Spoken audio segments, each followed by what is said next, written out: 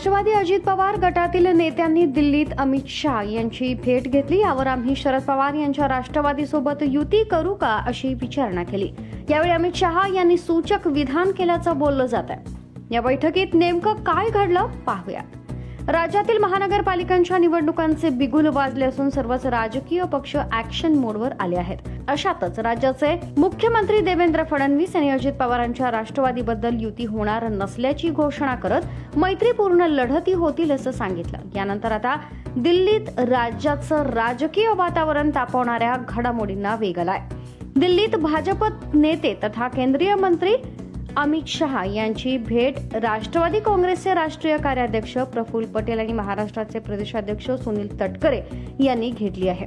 तर भाजप राष्ट्रवादीच्या युतीबाबत चर्चा झाल्याचं बोललं जातं। यावेळी पुण्यासह काही ठिकाणी भाजप शिंदेच्या शिवसेनेला सोबत घेईल, पण राष्ट्रवादीला नाही, तिथे मैत्रीपूर्ण लढती होतील असं स्पष्टीकरण फडणवीस यांनी दिलं होतं।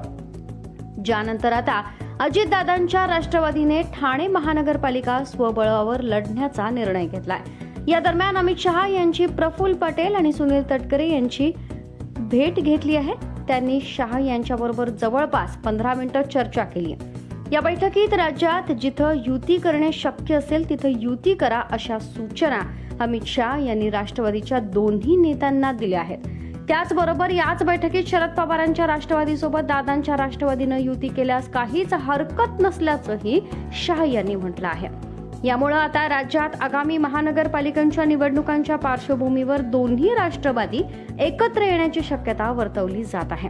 दोन्ही राष्ट्रवादींच्या युतीबाबत काहीच हरकत नसल्याचं सांगताना राज्यातील भाजप नेतृत्वाबरोबर चर्चा करण्याचे देखील आश्वासन अमित शाह यांनी प्रफुल्ल पटेल आणि सुनील तटकरे यांना दिले आहे। त्यामुळे आता ठाकरे बंधूंप्रमाणे शरद पवार आणि अजित पवार एकत्र येण्याची चिन्ह आहेत।